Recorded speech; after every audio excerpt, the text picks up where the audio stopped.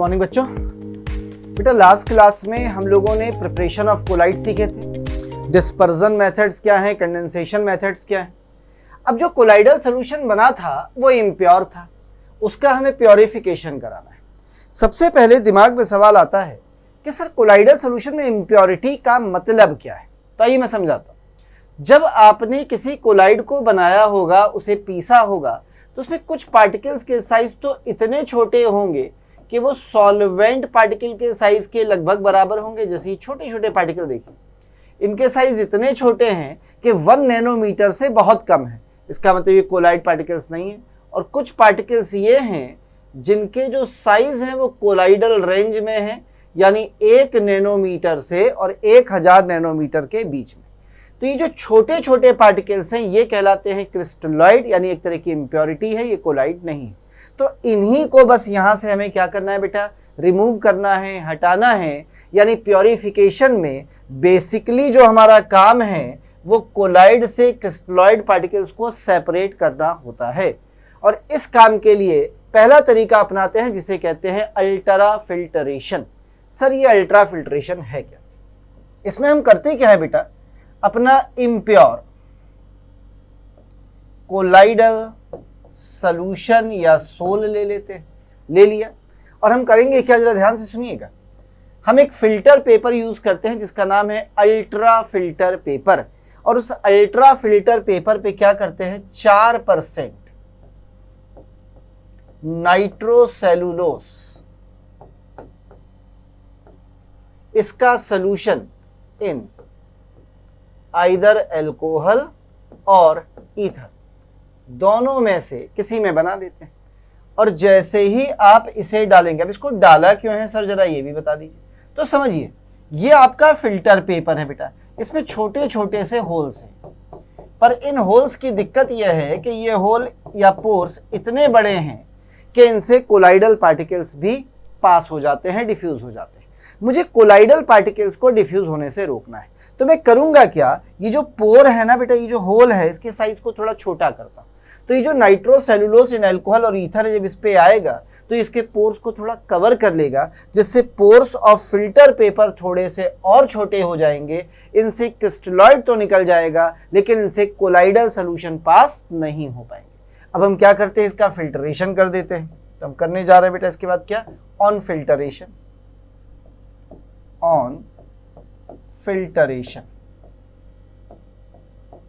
With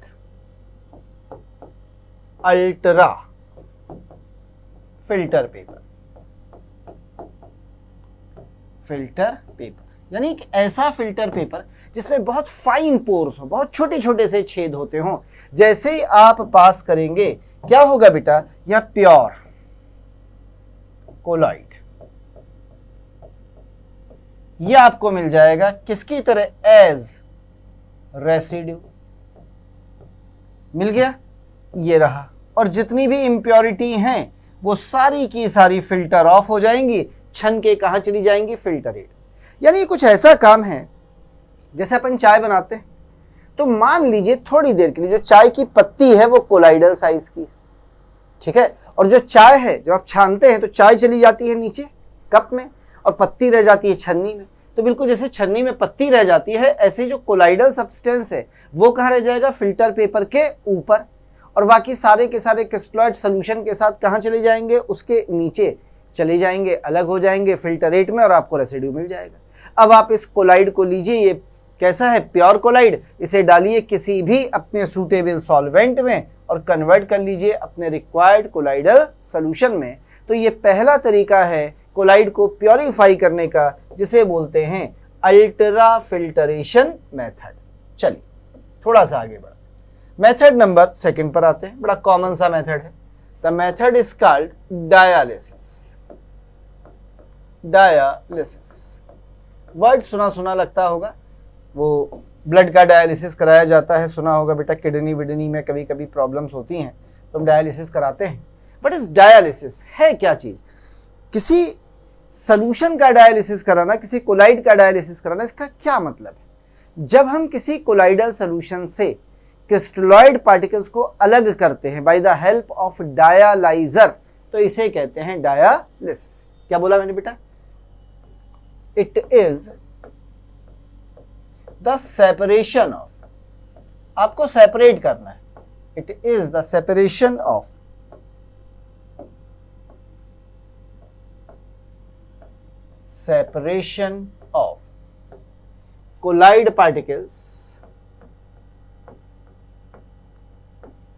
colloid particles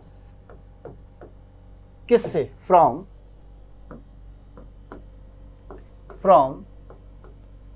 crystalloid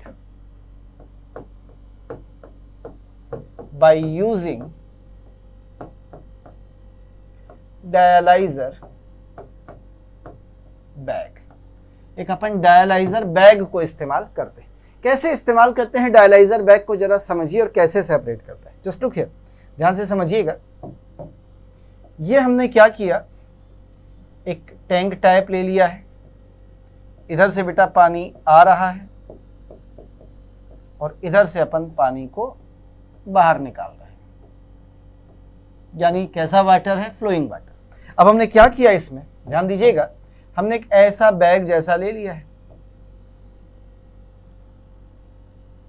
बस ये एक बैग है, इट इज डायलाइजर बैग। और ये जो बैग का मटेरियल है ना, ये जिसका ये बना हुआ है, ये आपका डायलाइजर बैग है। ये जो डायलाइजर बैग आपने बनाया है बेटा, ये जिस मटेरियल का बना हुआ है वो है या तो पार्चामेंट पेपर,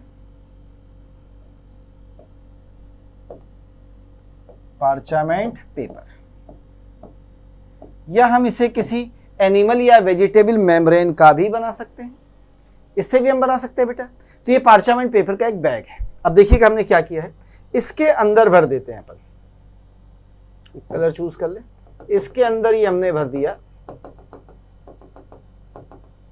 इम्प्योर कोलाइडल सॉल्यूशन। अब इस कोलाइडल सॉल्यूशन में दो तरह के पार्टिकल्स होंगे, थोड़े बड़े बड़े से होंगे, ये किसके पार्टिकल्स बेटा? कोलाइड्स के, और थोड़े छोटे छोटे से, मैं कलर अलग से दिखा देता हूं ताकि नजर आए, ये वाइट कलर के देखिए, थोड़े छोटे छोटे से ये ढेर सारे होंगे, किसके पार्टिकल्स? क्रिस्टलॉइड के पार्टिकल्स। अब आप याद करिए, जो क्रिस्टलॉइड पार्टिकल्स होते हैं ये वाइट वाले, ये डिफ्यूज हो जाते हैं, याद करिए, आराम से पार चले जाते हैं क्रिस्टलॉइड पार्टिकल्स। और इस पूरे को हमने किस में डाला है? एक फ्लोइंग वाटर में। इसमें ये वाटर भर दिया है मैंने,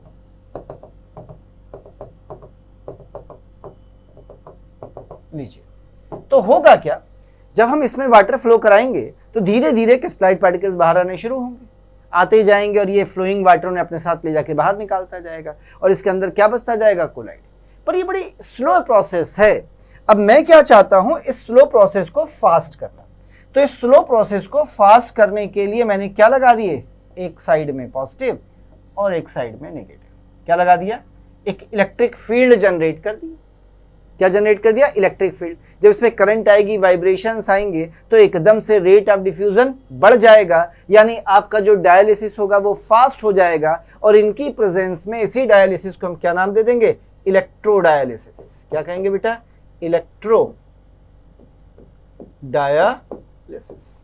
यानी हमने थोड़ा सा इलेक्ट्रिक फील्ड अप्लाई कर दिया, इसे नाम दे देंगे electrical dialyser. Process is called electro dialysis, और जो हमारी प्रोसेस है बेटा उसे अपन नाम दे देंगे इलेक्ट्रो डायलिसिस। देख लीजिए, कहीं भी कोई आपको डाउट लग रहा हो किसी भी तरीके का, then you have to ask, आप बिल्कुल बेटा मुझसे पूछ सकते हैं। समझ में आया है? पार्चामेंट पेपर इस्तेमाल कर सकते हैं, कोई एनिमल मेम्ब्रेन इस्तेमाल कर सकते हैं, आप चाहें तो यहाँ पर कोई सेलोफोन शीट भी इस्तेमाल कर सकते हैं। यहाँ पे सेलोफोन शीट, इसमें बहुत छोटे छोटे से पोर्स होंगे सेलोफोन शीट में, या आप इसकी जगह पार्चामेंट पेपर यूज़ कर सकते हैं। तो चाहे आप सेलोफोन शीट यूज़ करें, चाहे ये इस्तेमाल करें, किसी को भी इस्तेमाल करें, इनका काम क्या है कि क्रिस्टलॉइड पार्टिकल्स को पार होने देगा, लेकिन कोलाइड पार्टिकल्स इसके अंदर क्या रहेंगे? सेफ रहेंगे, इसके अंदर बचे रहेंगे। तो ये पूरा का पूरा जो प्रोसेस है बेटा, इसे बोलते हैं इलेक्ट्रो डायलिसिस या डायलिसिस। इस तरह से आप कराते हैं प्योरिफिकेशन ऑफ कोलाइड। देख लीजिए, कोई डाउट हो तो डायलिसिस या इलेक्ट्रोडायलिसिस क्या है बेटा? Separation of colloid particles from the crystalloid by using dialyser bag. ये क्या होता है डायलाइजर बैग? मैंने आपको बताया स्लो होती है प्रोसेस। फास्ट करने के लिए हम क्या करते हैं बेटा? दोनों साइड में इलेक्ट्रिक फील्ड जनरेट करते हैं, उसके लिए इलेक्ट्रोड्स लगाते हैं। जैसे इसके अंदर करंट या इलेक्ट्रिक फील्ड जनरेट होगा, डिफ्यूजन का रेट बढ़ जाएगा, क्रिस्टलॉइड तेजी से पानी में आने लगेंगे, बाहर हो जाएंगे और इसके अंदर क्या बचेगा? कोलाइड। पर एक बात याद रखिए, यदि हम देर तक इस इलेक्ट्रोडायलिसिस को कराते रहें तो धीरे धीरे क्या होगा जानते हैं? सारा क्रिस्टलॉइड बाहर आएगा, तो डिहाइड्रेशन भी शुरू हो जाता है, क्योंकि पार्टिकल्स सॉल्वेंट के भी बाहर आ जाएंगे और थोड़ी देर में अंदर जो कोलाइड होगा इसका साइज जुड़ने लगेंगे, ये बड़ा होने लगेगा और इसका प्रेसिपिटेट बन जाएगा। यानी हम इस इलेक्ट्रोडायलिसिस को ये नहीं कि 2 घंटे 4 घंटे कराते रहेंगे, इसे हम थोड़ी देर तक कराएंगे, उसके बाद रोक देंगे। अदरवाइज क्या होगा बेटा कि अंदर जो भी आपके कोलाइड हैं उनका कोगुलेशन हो जाएगा, प्रेसिपिटाइजेशन हो जाएगा, वो सारे के सारे पार्टिकल्स आपस में क्या हो जाएंगे? जुड़ जाएंगे। तो उन्हें जुड़ने से बचाना है, यानी थोड़ी देर के लिए अपन इस इलेक्ट्रोडायलिसिस को कराते हैं। क्या इतनी बात समझ में आ गई है बेटा? क्लियर? तो ये था प्योरिफिकेशन ऑफ कोलाइड यानी डायलिसिस एंड अल्ट्राफिल्ट्रेशन। आइए थोड़ा सा आगे चलते हैं। अब हम बात करते हैं प्रॉपर्टीज ऑफ कोलाइड्स। किसकी बात करते हैं बेटा? प्रॉपर्टीज। आइए सबसे पहले नंबर पर यदि हमसे पूछा जाए what about the colligative properties, colligative properties, इसके बारे में आपका क्या विचार है? तो हमेशा याद रखिए आपके पास 2 तरह के सॉल्यूशंस हैं, एक ट्रू सॉल्यूशन और एक कोलाइडल।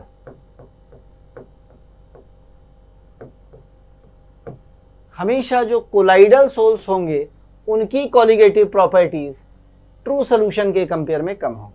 सर ऐसा क्यों? देखिए ट्रू सॉल्यूशन में मैंने आपको समझाया था कि यदि मैं NaCl को पानी में डाल दूं तो ये आयोनाइज होकर क्रिस्टल्स दे देगा, तो नंबर ऑफ पार्टिकल्स ज़्यादा होंगे। और इस NaCl को बेंजीन में डाल दूं तो ये एसोसिएट रहेगा इसी फॉर्म में, नंबर ऑफ पार्टिकल्स कम होंगे। यानी ट्रू सॉल्यूशन में हमेशा मोर पार्टिकल्स होंगे। पार्टिकल्स कैसे होंगे बेटा? ज़्यादा होंगे। यदि मोर पार्टिकल्स होंगे तो मोर कॉलिगेटिव प्रॉपर्टीज होंगी, यानी मोर डेल्टा होगा। यहाँ पर हमेशा लेस पार्टिकल्स होंगे। यदि लेस पार्टिकल्स होंगे बेटा तो यहाँ लेस डेल्टा होगा। अब डेल्टा का सर मतलब क्या है? डेल्टा का सिंपल सा मतलब है ऑस्मोटिक प्रेशर यहाँ पे कम होगा, relative lowering in vapour pressure, गलती से कम बोल गया हूँ, ऑस्मोटिक प्रेशर यहाँ ज़्यादा होगा, relative lowering in vapour pressure यहाँ ज़्यादा होगी, एलिवेशन इन बॉइलिंग पॉइंट यहाँ ज़्यादा होगा, डिप्रेशन इन फ्रीजिंग पॉइंट यहाँ ज़्यादा होगा और यहाँ कम, क्योंकि ये नंबर ऑफ सॉलिड पार्टिकल्स कम होते हैं, क्योंकि बिगर इन साइज होते हैं, एसोसिएटेड फॉर्म में होते हैं। और जहाँ एसोसिएशन होता है नंबर ऑफ पार्टिकल कम हो जाते हैं। बेटा सोचो 4 पार्टिकल थे, जुड़ के 1 हो गए, तो कॉलिगेटिव प्रॉपर्टी एकदम से 4 गुने से 1 गुनी हो गई, यानी 1/4 हो गई। तो कॉलिगेटिव प्रॉपर्टीज क्या होती है? कम होती है। किसकी? कोलाइडल सॉल्यूशंस की। किससे कम होती है बेटा? ट्रू सॉल्यूशन से।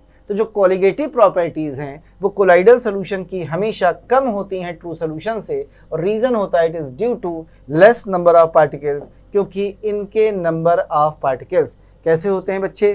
कम होते हैं, इसलिए ऐसा होता है। दूसरे पॉइंट पर आ जाए।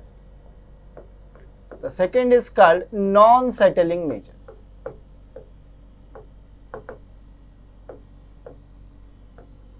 Non-settling nature.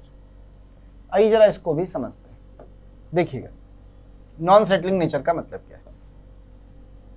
ये एक कोलाइडल सॉल्यूशन है और इस कोलाइडल सॉल्यूशन में ये आपके कोलाइडल पार्टिकल्स हैं।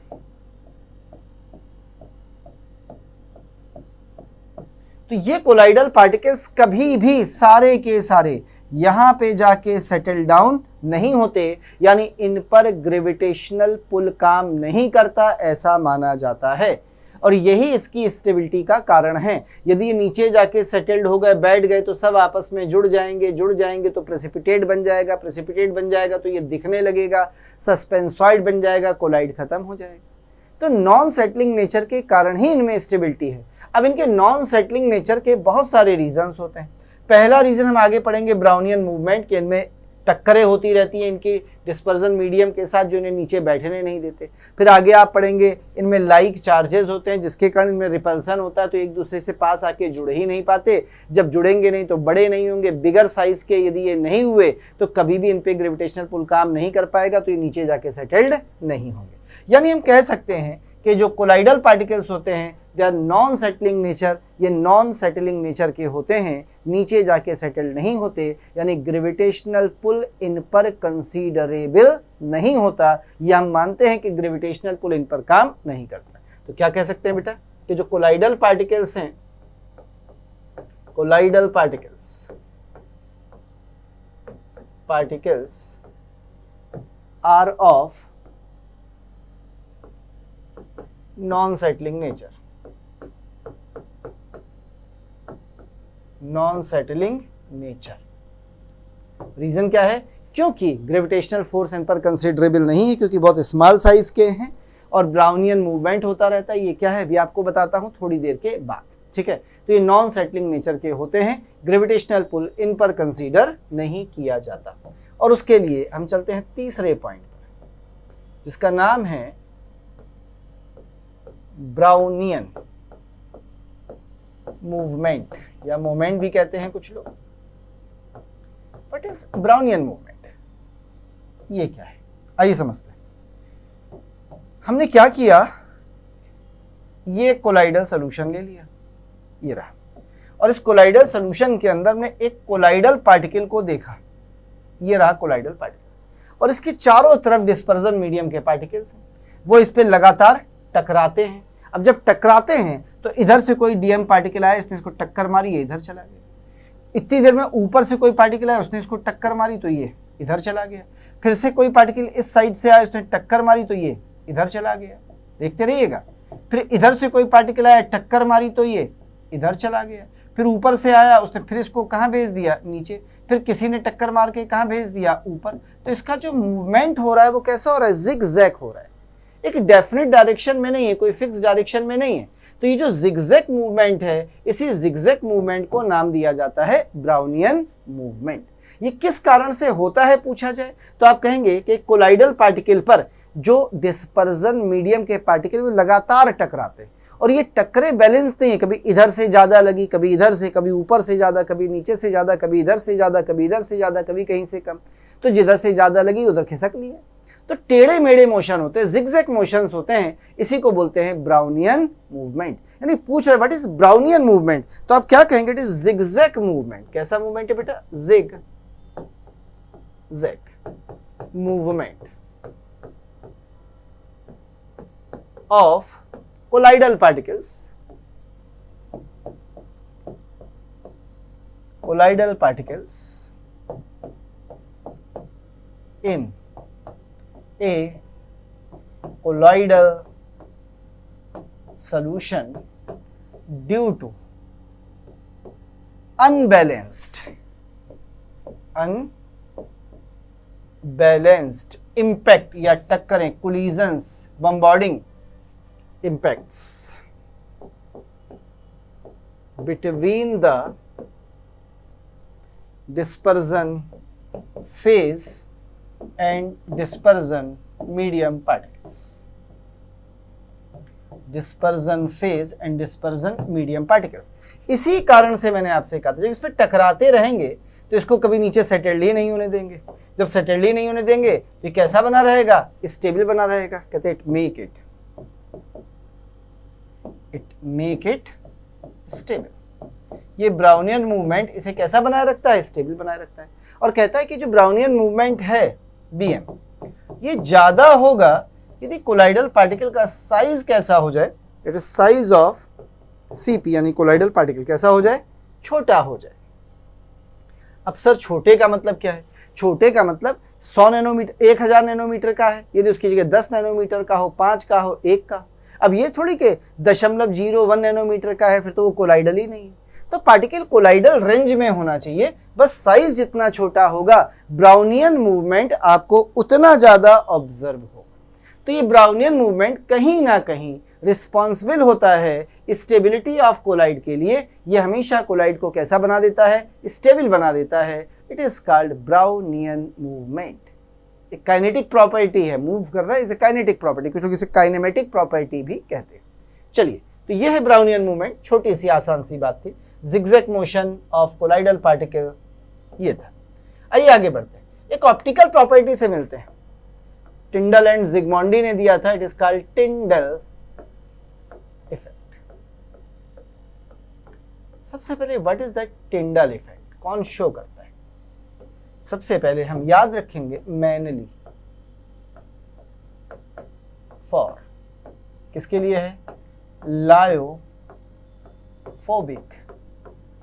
सो पहली बात ये लायोफोबिक के लिए है ना। दूसरी, it is an optical property, it is an optical property. अब बेटा यदि ये ऑप्टिकल प्रॉपर्टी है तो अपने को जरूरत पड़ेगी लाइट की। अब देखिए लाइट क्या करेगी और होता क्या है, जरा मैं आपको ठीक से समझाने की कोशिश करता हूँ इसे।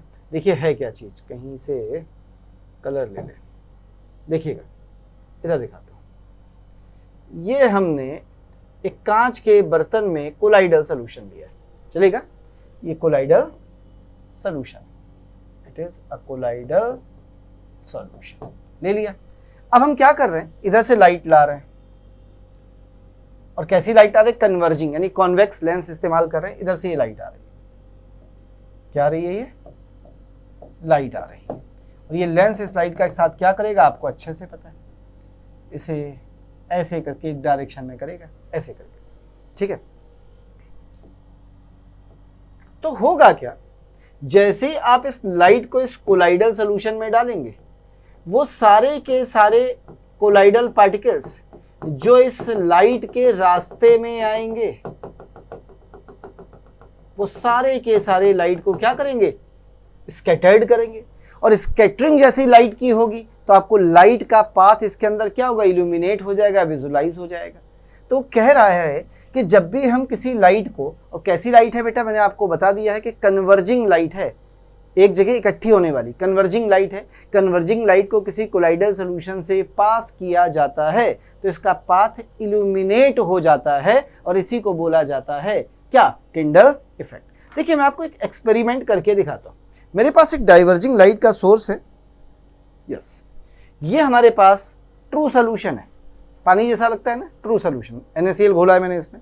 अब देखिए मैं इसमें लाइट डाल रहा हूँ, देखिए आप ध्यान से देखिए, आपको दिख रहा हो तो यहाँ पे आपको एक रेड पॉइंट दिख रहा होगा, और जहाँ गिलास खत्म हो रहा है वहाँ एक रेड पॉइंट दिख रहा होगा, पर पानी के अंदर आपको रेड लाइट नज़र नहीं आ रही होगी।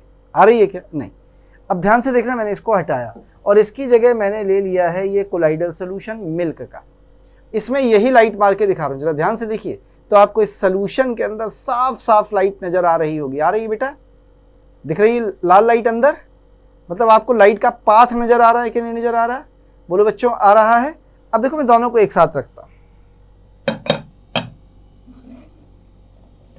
मैंने ऐसे करके ट्रे में दोनों को साथ साथ रखा है, ठीक है? दोनों को मिला भी देता हूं आपस में, ये रहे।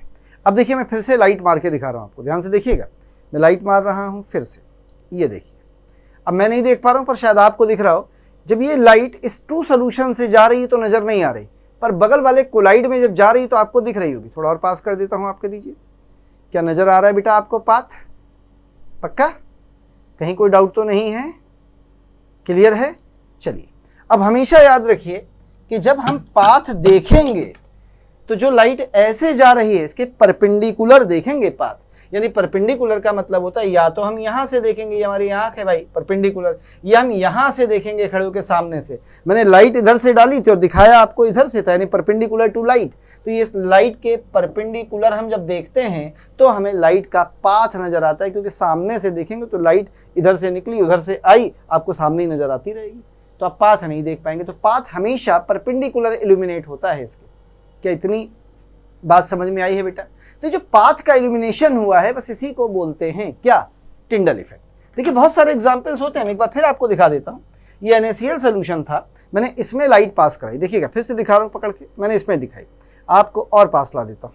कहीं आपको नज़र आ रही है पानी के अंदर लाइट पास होती हुई, लाइट का रास्ता पाथ नहीं दिख रहा ना बेटा? देख लीजिए, हिला रहा हूँ, नहीं दिख रहा। अब मैं क्या करता हूँ, कोलाइडल सोल्यूशन दोबारा से उठा लेता हूँ। ये मैंने कोलाइड ले लिया है, ठीक है, ये मिल्क है बेटा आपके सामने, अब इस पे मैंने डाला मिल्क इज अ कोलाइड। देखिए कितनी मस्त लाइट दिख रही होगी आपको, लाल लाल लाइन जैसी, यानी लाइट के पाथ को इल्यूमिनेट कर रही है। पता है क्यों कर रही है? इसको हिलाता हूँ तो दिख रहा है अंदर क्यों कर रही है, क्योंकि अंदर छोटे छोटे जो पार्टिकल्स हैं उन्होंने इस लाइट की क्या कर दी है, स्कैटरिंग करा दी है। तो ड्यू टू स्कैटरिंग ये पाथ जो इल्यूमिनेट होता है इसी का नाम होता है बेटा टिंडल इफेक्ट। और ये कौन बनाती है इस तरह से, क्योंकि मैंने यहाँ पर कैसी लाइट यूज़ की है, कन्वर्जिंग लाइट, तो ये जो कौन बनता है इसी कौन का नाम होता है टिंडल कौन। इस कौन को अपन क्या बोल देते हैं, इट इज कॉल्ड टिंडल कौन। कौन समझते हैं ना, वो आइसक्रीम कौन होता है, वही है। इसी के अंदर आइसक्रीम भर दी, बढ़िया, ये देख आइसक्रीम भर के दे दी तुझे, देख आइसक्रीम तो खुद ही एक कोलाइड है, कौन बन गया ना, सीधी करो खा लो। अरे कुछ समझ में आया क्या है टिंडल इफेक्ट? अब मैं आपको ढेर सारे एग्जाम्पल याद दिलाता हूँ। कभी आप एक अंधेरे कमरे में लेटे हो और थोड़ी सी खिड़की खुली हो और एक हल्की सी लाइट रे अंदर आ रही हो, तो देखो धूल के कण नजर आएंगे आप। तो एक्चुअली जो धूल के कण हैं, पार्टिकल्स हैं, उन्होंने क्या किया, लाइट को क्या कर दिया, स्कैटर्ड, इसीलिए उसका पाथ दिखता है, इल्यूमिनेट हो जाता है। और आप कभी खड़े होइएगा और ऐसे ऐसे करिएगा तो देखिए धूल के कण आपको लगेगा ज़्यादा हो गए, यानी डस्ट पार्टिकल। वो डस्ट पार्टिकल एक्चुअली चारों तरफ थे, आपने जब ऐसे ही किया तो उन्हें थ्रस्ट मिली और वो कहाँ चले गए, लाइट रे में, और सारे आपको विजुलाइज होने लगे। तो वो एग्जाम्पल किसका है बेटा, एक टिंडल इफेक्ट का। कभी कभी सुबह सुबह उठिए तो लाइट की जो रेज, एक किरणें बड़ी फैली फैली सी रेज फॉर्म में नजर आती हैं, क्योंकि जो हमारे एटमॉस्फेयर में मौजूद डस्ट पार्टिकल्स होते हैं, दूसरे पार्टिकल्स होते हैं कोलाइडल पार्टिकल्स, वो उसकी क्या करा देते हैं, स्कैटरिंग करा देते हैं। तो इस स्कैटरिंग ऑफ लाइट के कारण ही जो पाथ होता है वो एल्यूमिनेट हो जाता है, किसका, लाइट रे का। यानी जब मैं इसे डिफाइन करूं तो कैसे डेफिनेशन दूंगा टिंडल इफेक्ट की, it is the illumination. Illumination का मतलब है इल्यूमिनेट होना यानी दिखना, illumination of path of a converging, converging समझ गए थे ना बेटा, कन्वर्जिंग लाइट रे, लाइट रे इन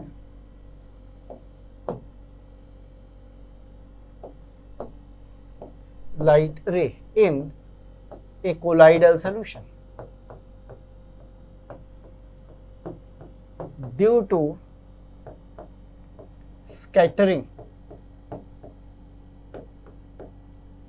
of light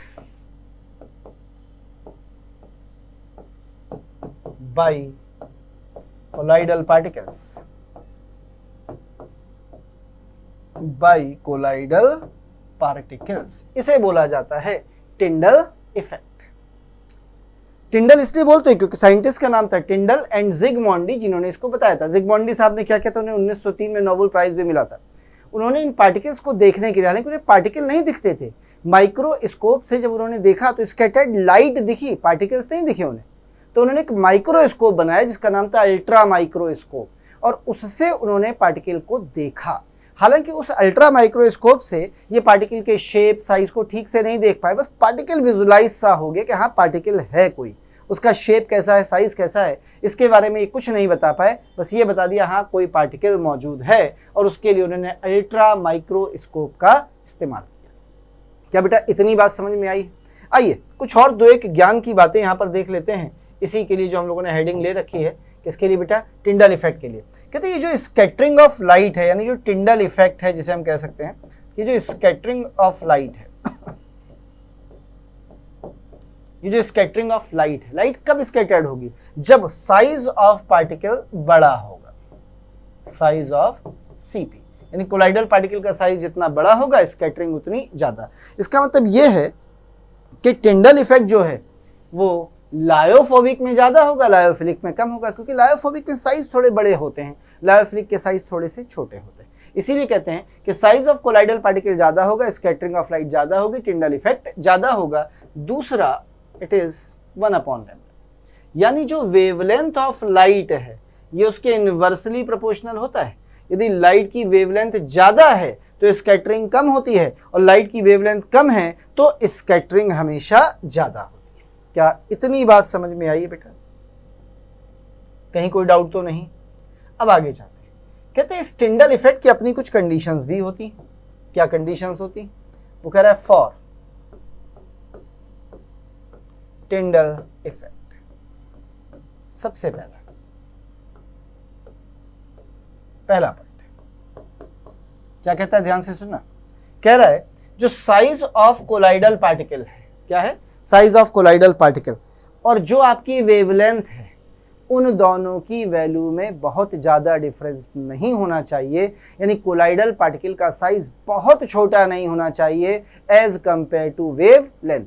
पता चला वेव लेंथ जो आपकी आ रही है वो 10,000 नैनोमीटर की या लाखों नैनोमीटर की आ रही है, और पता चला इस पार्टिकल का साइज 1 नैनोमीटर है। तो इतना बड़ा डिफरेंस नहीं होना चाहिए यदि आप चाहते हैं टिंडल इफेक्ट। तो पहला पॉइंट क्या बोल रहा है बेटा, कि जो डिफरेंस है किसमें, साइज ऑफ कोलाइडल पार्टिकल और किसमें, लाइट रे की वेवलेंथ, वो कैसा होना चाहिए, ज़्यादा नहीं होना चाहिए। यानी जो पार्टिकल साइज है वो बहुत छोटा नहीं होना चाहिए। तो क्या बोल रहा है सुनिएगा, पहला पॉइंट कह रहा है साइज और डायामीटर, साइज या जो डायामीटर है, साइज और डायामीटर ऑफ सीपी, सीपी यानी colloidal particle is not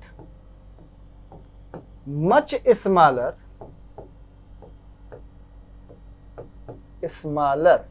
than the wavelength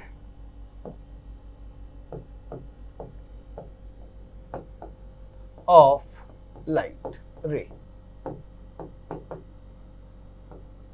लीजिए पहला पॉइंट क्या कह रहा है, कहते हैं जो साइज या डायमीटर है कोलाइडल पार्टिकल का वो बहुत छोटा नहीं होना चाहिए, किसके कंपेयर में, वेवलेंथ ऑफ लाइट रे के कंपेयर में। ये पहला पॉइंट। इसी तरह से पॉइंट नंबर 2 की बात कर लीजिए। पॉइंट नंबर 2 कहते हैं जो डीपी और डीएम है उनके जो रिफ्रैक्टिव इंडेक्सेस हैं, रिफ्रैक्टिव इंडिसेस हैं, उनका डिफरेंस लार्ज होना चाहिए। जितना उनका डिफरेंस ज़्यादा होगा उतना टिंडल इफेक्ट आपको बढ़िया दिखेगा, बेहतरीन दिखेगा। तो दूसरा क्या पॉइंट बोल रहा है बेटा, the refractive indexes, the refractive indices या इंडेक्सेस भी कह सकते हैं, एक ही बात है, the refractive indexes of DP and DM particles, DM particles have a great difference. क्या होना चाहिए, एक बड़ा अंतर होना चाहिए। उनकी रिफ्रैक्टिव इंडेक्सेस या रिफ्रैक्टिव इंडिसेस, एक ही बात होती है बेटा, ऑफ डीपी एंड डीएम, इनमें एक बहुत बड़ा डिफरेंस होना चाहिए, अच्छा डिफरेंस होना चाहिए, तो आपको ये टिंडल इफेक्ट ज़्यादा मिलता है। देख लीजिए इस टिंडल इफेक्ट में कोई बात ऐसी जो आपको समझ में ना आई हो तो बताइए। क्लियर है बेटा इतना। तीसरे पॉइंट पर आते हैं। इसी टिंडल इफेक्ट की मदद से हमें एक चीज़ पता चलती है, छोटी सी हेडिंग ले रहा हूँ थर्ड पॉइंट, और वो हमें पता चलती है क्या, कलर। मैं पूरा लिख देता हूं, shape, size and colour of colloids particles. ये क्या कहता है सुनिएगा, ये कह रहा है ना कोलाइडल सॉल्यूशन, कह रहा है in a colloidal solution, colloidal particles, CP लिख देता हूं शॉर्ट में, colloidal particles have different shape, comma size and colours like जो स्मॉलर पार्टिकल्स है, छोटे particles, smaller particles are assumed to be spherical। वो कैसे फील होते हैं, spherical फील होते हैं, and red in color। और किस कलर के होते हैं बेटा, रेड कलर के। बट लार्जर पार्टिकल जो हैं, बड़े पार्टिकल्स, कैसे particles, larger particles are of disc shape, वो आपको डिस्क जैसे लगते हैं, disc shape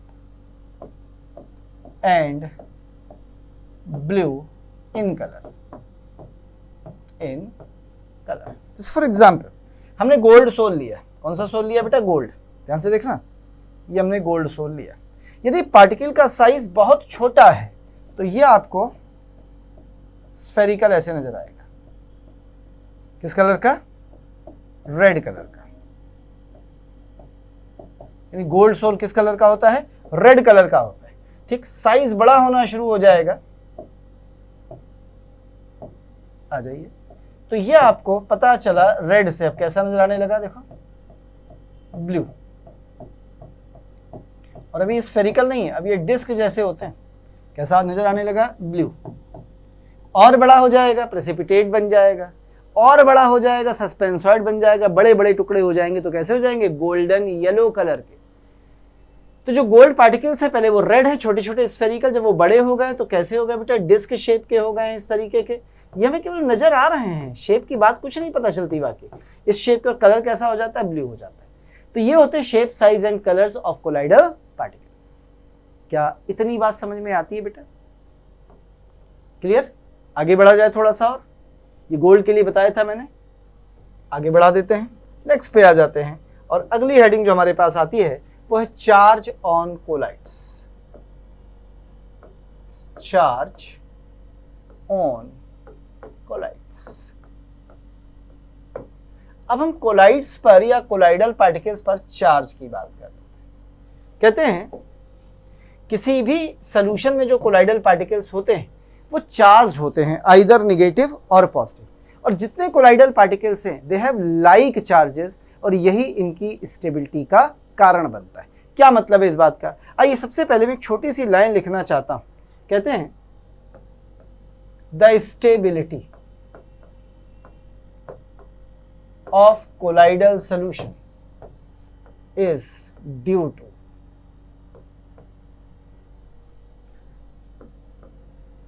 the presence of due to the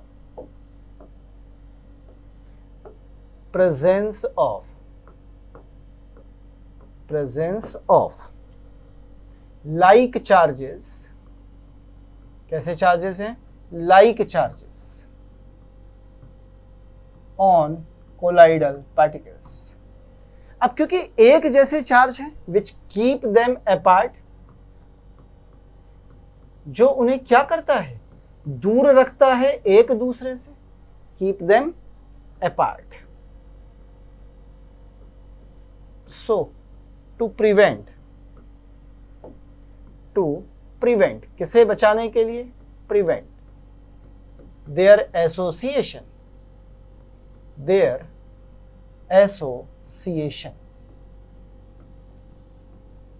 देखिए मतलब क्या हुआ इस बात का जो मैंने आपको समझाया है। ध्यान से देखिएगा, मैं क्या करने जा रहा हूं।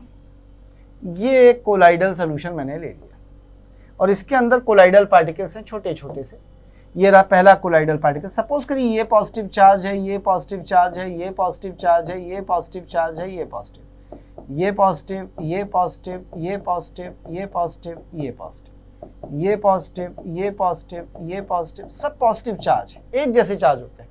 तो जैसे ही एक दूसरे के पास आना चाहेंगे, जैसे ही एक दूसरे के पास आना चाहेंगे तो तुरंत इनके बीच में क्या लगेगा? रिपल्सन। और जब इनमें रिपल्सन लगेगा तो एक दूसरे के पास आएंगे नहीं तो जुड़ेंगे नहीं तो वेट बढ़ेगा नहीं, नीचे सेटल्ड नहीं हो। तो इनकी स्टेबिलिटी इन्हीं के कारण से बनी रहती है। यानी हम कहते हैं ये जो चार्जेस हैं इन्हीं के कारण ये आपके कोलाइड्स कैसे बने रहते हैं बेटा? स्टेबल बने रहते हैं। तो जैसे जैसे ये चार्ज कम होना शुरू होगा, इनका साइज बड़ा होना शुरू होगा, इनकी स्टेबिलिटी कम होनी शुरू होगी और हम कहेंगे कि हमारे कोलाइड्स कैसे हो जाएंगे? अनस्टेबल हो जाएंगे। अब इस कोलाइडल पार्टिकल पर चार्ज कैसा है और कितना है ये हमें कैसे पता चलता है? तो कहते हैं नेचर ऑफ चार्ज या charge on colloidal particles depends on two factors। ये दो फैक्टर्स पर डिपेंड करता है। वो दो फैक्टर्स कौन कौन से हैं जरा सुन लीजिए। पहला फैक्टर, सबसे पहला नंबर 1, पहला इट्स मेथड ऑफ प्रिपरेशन, कि इसको बनाने का तरीका क्या आपने इस्तेमाल किया है। इस पर कैसे डिपेंड करेगा, आइए पहले जरा इसको भी समझ लिया जाए थोड़ा सा कि इस पर कैसे डिपेंड करेगा भाई, कि इसकी मेथड ऑफ प्रिपरेशन कैसे की गई है। तो मैं वो आपको समझा दूं। सबसे पहले जरा देखिएगा बेटा, सपोज करिए हम कोई भी कोलाइड बनाना चाहते थे, हमने सिल्वर नाइट्रेट के सोल्यूशन को लिया और इसमें सपोज पोटेशियम आयोडाइड को मिलाया, तो रिएक्शन में क्या बनेगा बेटा, AgI बनेगा और प्लस KNO3 बन जाएगा। AgI बनेगा और प्लस KNO3 बन जाएगा। KNO3 को थोड़ी देर के लिए अपन छोड़ देते हैं। अब ध्यान से सुनना, यदि मैं कह रहा हूं कि मैंने इस KI को एक्सिस में लिया है और कह रहा है कि इसी KI को उठाया है हमने और इसमें डाला है एक्सिस में, तो AgI जितना बनना था बन गया होगा। अब AgI बनने के बाद क्या होगा, ये एक्सिस में है तो ये जो आयोडाइड आयन है ये बहुत सारे होंगे, तो ये आयोडाइड आयन इस AgI पर एडजॉर्ब हो जाएंगे और इस पूरे पर I माइनस के कारण कैसा चार्ज आ जाएगा, माइनस का, यानी ये कैसा बन जाएगा, एक नेगेटिव चार्ज कोलाइड बन जाएगा।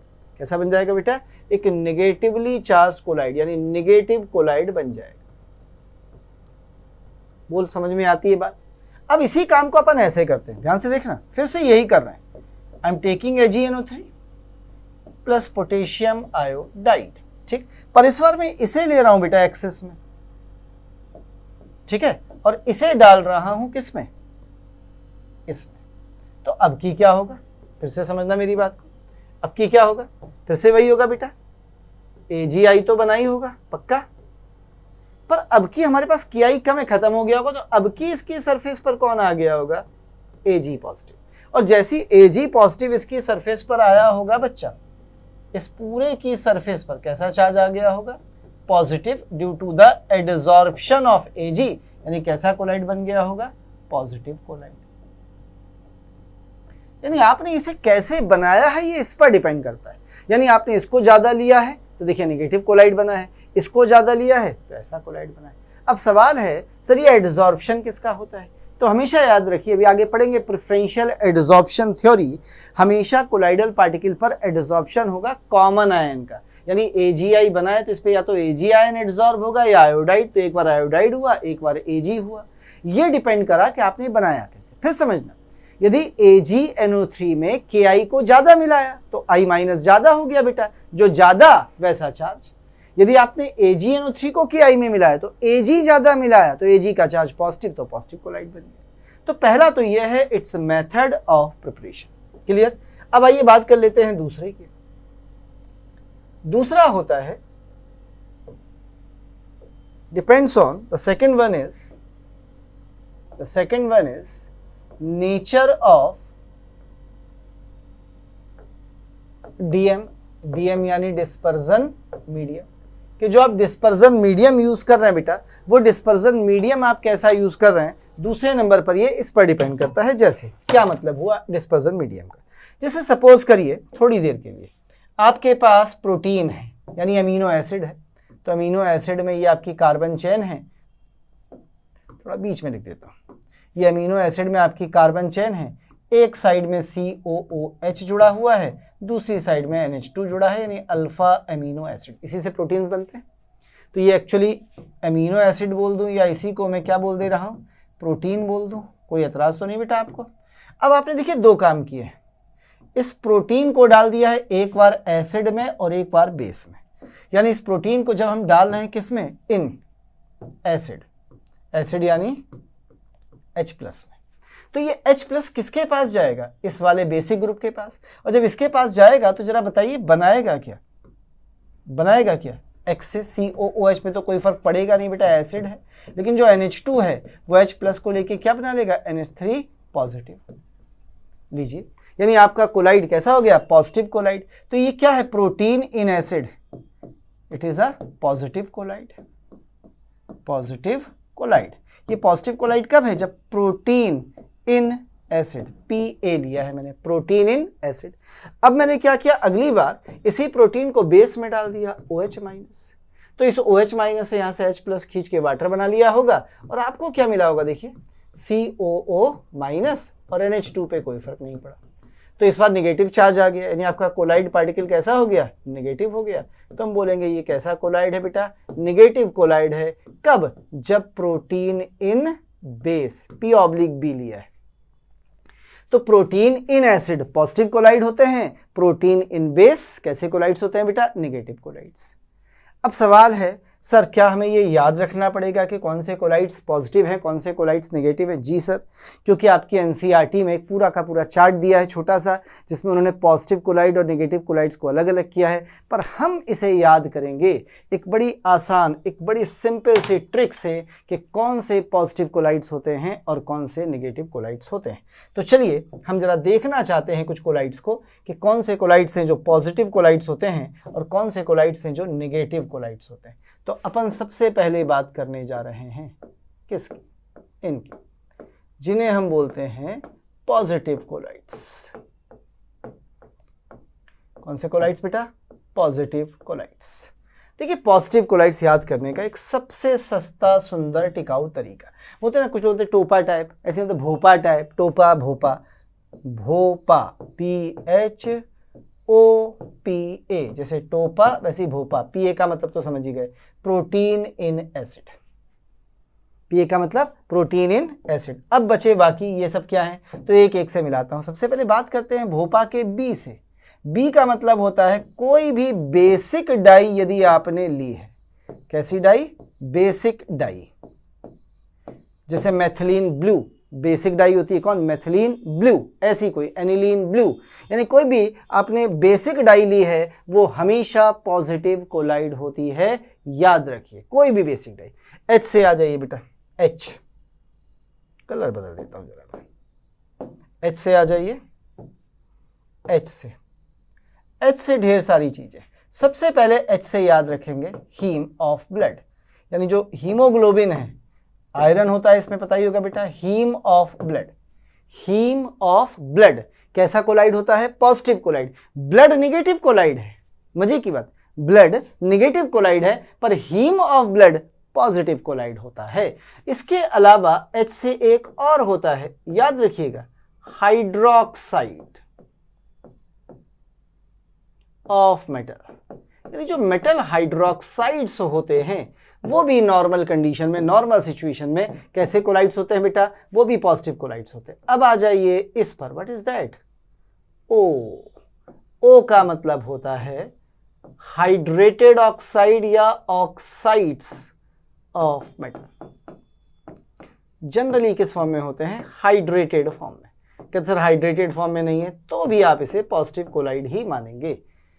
तो ये सारे पॉजिटिव कोलाइड देखो, याद करना कितना आसान हो गया। बेसिक डाई है, हीमोग्लोबिन का हीम हो गया है, हाइड्रोक्साइड ऑफ मेटल हो गए, ऑक्साइड ऑफ मेटल हो गए। PA का मतलब आप अच्छे से समझते हैं, protein in acid, protein in acid. तो ये हैं पॉजिटिव कोलाइड की ट्रिक, भोपा ट्रिक, भोपू नहीं, भोपा ट्रिक। कहीं कोई doubt?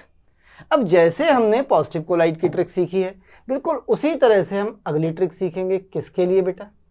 It is for negative colloids, negative colloids. देखिए what are the negative colloids. पहली ट्रिक याद रखिए, ABC से MMS तक, यानी हमने शुरुआत पढ़ाई की है कहां से? ABC, यानी बचपन से पढ़ना शुरू कर रहे हैं तो ABC से, ABC से MMS तक, पहले यहां तक बात कर लीजिए। ABC से MMS तक। अब व्हाट इज ABC, MMS, ये सब क्या बवाल हैं सर? तो शुरू करते हैं A से। What is B? Basic dye. तो what is A? Simple acidic dyes. जो एसिडिक डाइज हैं, जैसे ईओसिन, एग्जाम्पल ले लेता हूं एक आध एसिडिक डाई का, जैसे ईओसिन, ईओसिन, सी लिखें तो भी चलेगा, ईओसिन, ये एक होता है बेटा। ईओसिन के बाद एक और होती है, बड़ी अच्छी सी डाई है, कांगो रेड। क्या नाम है? Congo red. ये दोनों ही क्या है? एसिडिक डाइज हैं। अब आ जाइए B. What is B? Sir ये बी क्या चीज है? What is B? B is blood. What is B? B is blood. देखिए ब्लड अपने आप में एक नेगेटिव कोलाइड होता है। याद रखने वाली बात यह है कि यदि मैंने यहाँ पर ब्लड का हीम लिया होता वो अलग होता, पर जब मैंने बी की बात की है ब्लड, तो ब्लड कैसा होता है हमेशा याद रखिएगा बेटा, ब्लड कैसा कोलाइड है? Negative colloid. मैं इसको नीचे लिख देता हूँ जरा, यहाँ से हटा देता हूँ और नीचे लिख देता हूँ जरा, बी फॉर ब्लड। कैसा कोलाइड है? नेगेटिव। अब आ जाइए आगे बढ़ जाते हैं। अब बात कर लेते हैं सी की। व्हाट अबाउट द सी? सी से दो चीजें, सबसे पहले नंबर पर आता है क्ले और दूसरे नंबर पर आता है चारकोल। दोनों ही, क्ले दिया हो या चारकोल दिया हो, ये दोनों हमेशा याद रखिएगा कैसे हैं बेटा? नेगेटिव कोलाइड्स होते हैं। आगे आता है से, मैं वाइट कलर लेता हूं। से का मतलब है स्मोक, स्मोक। ये भी कैसा कोलाइड होता है? एक नेगेटिव कोलाइड होता है बच्चा। आगे बढ़ जाते हैं थोड़ा सा, आ जाते हैं एम पर। What is M? M is nothing, it is simply metal sol. जितने भी मेटल के सोल्स हैं वो सारे के सारे कैसे कोलाइड्स हैं बच्चा? नेगेटिव कोलाइड्स हैं। अब आ जाइए, अब बचा है कौन? एमएस। आइए एमएस पर आ जाते हैं। एमएस यानी मास्टर साहब हैं। अरे ये कलर दूसरा लूंगा मैं, मास्टर साहब हैं, कोई अच्छा सा कलर लिया जाए इनके लिए। कौन सा बाकी है? सभी तो ले लिए हैं, रेड ले लेते हैं। चलिए ये लीजिए एमएस। एमएस का मतलब होता है बेटा मेटल सल्फाइड्स। जितने भी मेटल के सल्फाइड्स होते हैं वो सारे के सारे नेगेटिव होते हैं। इसके अलावा प्रोटीन इन बेस आपको पता ही है, मैंने बताया था।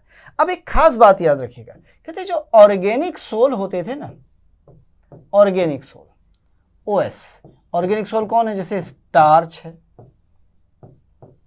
What is here? स्टार्च। जैसे जिलेटिन है,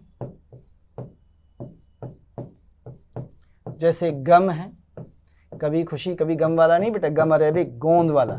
ये सारे के सारे कैसे कोलाइड्स हैं? नेगेटिव कोलाइड्स हैं। तो कुल मिला के कहानी ये है कि ए बी सी से एमएमएस तक पहले याद रखना है। A for acidic dye, B for blood, and समझ गए होंगे सारे के सारे। तो ये है बेटा नेगेटिव एंड पॉजिटिव कोलाइड्स। ये आपको याद रखने हैं क्योंकि आपकी एनसीईआरटी में इनकी एक टेबल बनी है। तो ये हमें याद रखने बहुत ज़रूरी है और आगे ये बहुत काम आने वाले हैं। क्या इतनी बात समझ में आई है बेटा? चलिए थोड़ा सा अब इसी में हमें आगे बढ़ना है। नेगेटिव चार्जेस कैसे हैं, क्या काम आते हैं, स्टेबिलिटी क्या है, इनके बारे में सीखना है। पर आज नहीं, आज हम इसे यहीं तक रखेंगे। अगली क्लास में कोगुलेशन और बचा हुआ जो भी पार्ट है उसे हम लोग कवर करेंगे नेक्स्ट क्लास में। आज केवल यहाँ तक बेटा। थैंक यू, धन्यवाद।